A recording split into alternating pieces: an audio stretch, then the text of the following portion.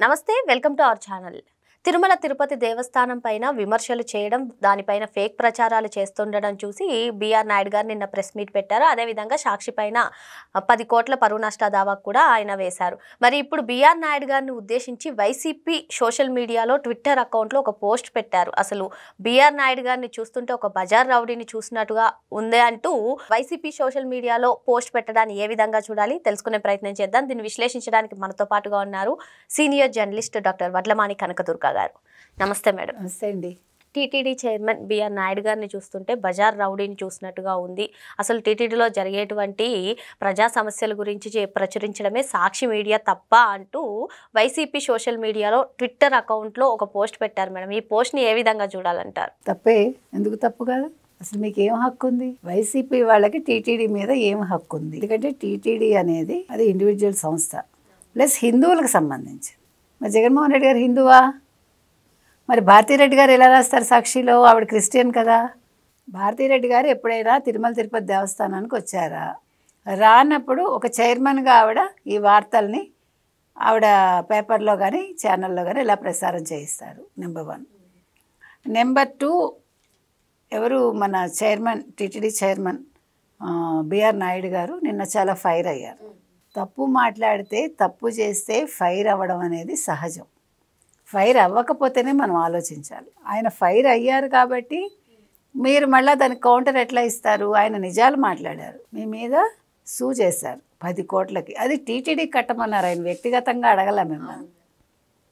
ఒకటి. రెండోది, అసలు ఇప్పుడు సాక్షి మీడియా ఎవరిదండి? భారతి. మీకు చెప్పారా భారతీరెడ్డి గారిదని? చెప్పలేదు కదా. మీకు ఎలక్షన్స్ ముందు ఏం చెప్పారు వాళ్ళు? సాక్షి మీడియా మాది కాదు, సాక్షి ఛానల్ మాది కాదు, జగన్మోహన్ రెడ్డి పేరున ఏమీ ఆస్తులు లేవు, మేము పేదవాళ్ళం అంతంత మాత్రం అన్నారు కదా. మరి ఇవాళ సాక్షి మీడియా గురించి సాక్షి వాళ్ళు వైసీపీ ట్విట్టర్ హ్యాండిల్లో ఎలా వేస్తారు? మేడం, ఇప్పుడు బిగ్ క్వశ్చన్ అదే మేడం. వైసీపీ ట్విట్టర్ అకౌంట్లో సాక్షి మీడియా గురించి రాయాల్సిన పని అంటే మీది కాదు కదా. How can you use that? మనం అడుగుతున్నది అది. ఎందుకంటే ఇవాళ అసలు టీటీడీ గురించి మాట్లాడే హక్కు ఖచ్చితంగా వైసీపీకి. ఎందుకంటే మీ హయాంలో మీరు ఏదైతే కల్తీ లడ్డు అంటే కల్తీ నెయ్యి వాడి ఇంతమంది ప్రజల మనోభావాలు దెబ్బతీశాక మళ్ళా దాని మీద ఫేక్ ప్రచారాలు చేసి అసలు మీ పొన్నవాళ్ళు లాంటి వాళ్ళు ఆ పంది కొవ్వు వాడితే తప్పేంటి అన్నట్టుగా మాట్లాడితే అసలు ఇవాళ మీకు టీటీడీ మీద మాట్లాడే అర్హత ఉందా? ఏ రకంగా ఉంది? అసలు భారతీరెడ్డి గారికి ఏ రకంగా ఉంది? మీకు అస్సలు హక్కు లేదండి. టీటీడీకి సంబంధించి ఇవాళ మీరు చేసిన ఫేక్ ప్రచారాలన్నీ కూడా తప్పు. మీ రోజా గారు ప్రతిరోజు ఎన్ని టికెట్లు అమ్ముకుంది? వారం వారం వచ్చి వేలం వేసినట్టుగా ఆవిడ టికెట్లు వేలం వేసి, అంటే భక్తుల్ని తీసుకొచ్చి లక్షలు ఆర్జించింది ఆవిడ ప్రతి వారం. ఆ లక్షలన్నీ చేరి 5 ఏళ్లలో కోట్లు అయ్యాయి. అంటే నేను ఎందుకు చెప్తున్నా అంటే మీరు దేవుణ్ణి మీరు ఆదాయ మార్గంగా ఎంచుకున్నారు వైసీపీ వాళ్ళు. అంటే తిరుమల తిరుపతి దేవస్థానం మీద ప్రేమ కాదు మీకు. ఆ వెంకటేశ్వర స్వామి పేరు చెప్పుకుని ఎలా మనం దందాలు చేసుకోవచ్చు, ఎలా మనం అమ్ముకోవచ్చు, డబ్బులు చేసుకోవచ్చు అక్రమంగా. తర్వాత లడ్డూలను ఎట్లా మనం మాయ చేయొచ్చు అంటే నెయ్యి కల్తీ చేసి ఆ డబ్బులన్నీ మింగేశారు కదా మీరు. ఇంకా ఇవి మనకు తెలుసున్నవి, తెలియని ఇంకా ఎన్ని ఉన్నాయో. షాపులు క్రిస్టియన్స్కి ఇచ్చారా? ఉద్యోగస్తులు క్రిస్టియన్స్ ఉన్నారా? మరి మీరు నిజమైన హిందువు అయితే జగన్మోహన్ రెడ్డి మీరేం చేసి ఉండాలి?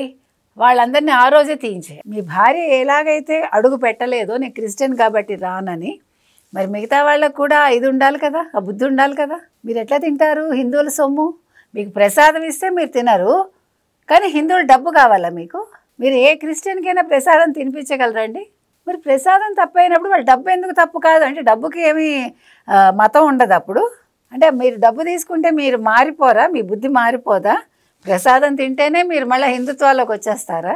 చిత్రంగా లేదు. ఇప్పుడు అసలు బిఆర్ నాయుడు గారు టీటీడీకి చైర్మన్గా ఉన్నారు మేడం. ఆ చైర్మన్గా ఉన్నటువంటి వ్యక్తిని బజార్ రౌడీతో పోల్చడం ఎంతవరకు కరెక్ట్ అంటారు? అంటే అంతకుముందు ఉన్న చైర్మన్స్ అందరూ డూడు బసవన్నలాగా ఉన్నారండి. అంటే జగన్మోహన్ రెడ్డి గారు ఎక్కడెక్కడ మీరు డబ్బులు దొంగిలించండి లేదా డబ్బులు కాజేయండి, నాకు తెచ్చి ఇవ్వండి అంటే చేశారు. నెంబర్ 1. నెంబర్ 2, లడ్డు విషయం ఇందాక మాట్లాడుకున్నాం, కల్తీ నెయ్యి ఇవన్నీ. సో ఇప్పుడు బిఆర్ నాయుడు గారు అవన్నీ సరి చేస్తున్నారు. సరిచేసి ఆయన ఎక్కడ లోపం ఉన్నా కూడా ఎత్తి చూపిస్తున్నారు. ఇగో మీ హయాంలో ఇది జరిగింది అని వైసీపీ వాళ్ళని నిలదీస్తున్నారు. అందుకని ఆయన ఇవాళ బజార్ రౌడీలాగా వీళ్ళకి కనిపిస్తున్నారు. అంటే వీళ్ళలాగా మనం దొంగబొట్లు పెట్టుకుని దొంగ పూజలు చేసి అంటే నాకు దేవుడి మీద భక్తి ఉంది వెంకటేశ్వర స్వామి మీద అబద్ధాలు చెప్పి అట్లా చేయట్లేదు ఆయన. అందుకని ఆయన మీద ఇవాళ వీళ్ళకి దుగ్ధగా ఉంది. అంటే అసలు బిఆర్ నాయుడు గారు రావడమే వాళ్ళకి ఇష్టంలా. అంటే ఒక మీడియా పర్సన్ కదా ఆయన కూడా, అందుకని వాళ్ళు ఆ రకంగానే మాట్లాడతారండి. కానీ బిఆర్ నాయుడు గారు కరెక్ట్ వేలోనే వెళ్తున్నారు. ఆయన చేయాలనుకున్నవి అంటే ప్రభుత్వానికి చెప్పకుండా ఏమీ చేయరు, అందరి ఆమోదంతోనే అన్నీ జరుగుతాయి. ఎందుకంటే ఆయన ఇండివిజువల్ డెసిషన్స్ ఏం తీసుకోరు కదా, ఒక బోర్డు ఆమోదం పొందాలి, అవన్నీ కూడా ఉంటాయి, రాజముద్రలన్నీ ఉంటాయి కదా. అందుకని దేవుడితో ఎవరు కూడా వేళకోళలు ఆడరండి. దేవుడు సొమ్ము విషయంలో ఎవరు కూడా అక్రమంగా తినరు. అది ఒక తిన్నది వైసీపీ వాళ్ళే. అందుకనే వాళ్ళని దేవుడు పనిష్మెంట్ ఇచ్చి ఇంట్లో కూర్చోబెట్టాడు. ఇంకా ఈ 11 కూడా వద్దు అనుకుంటే ఇంకా వీళ్ళని తిరుమల మీద ఇట్లాగే మాట్లాడమనండి. వెంకటేశ్వర స్వామి ఏం చేయాలో ఆయనే చూసుకుంటారు. మరో అంశంతో మళ్ళీ కలుద్దాం. Thank you madam. Thank you.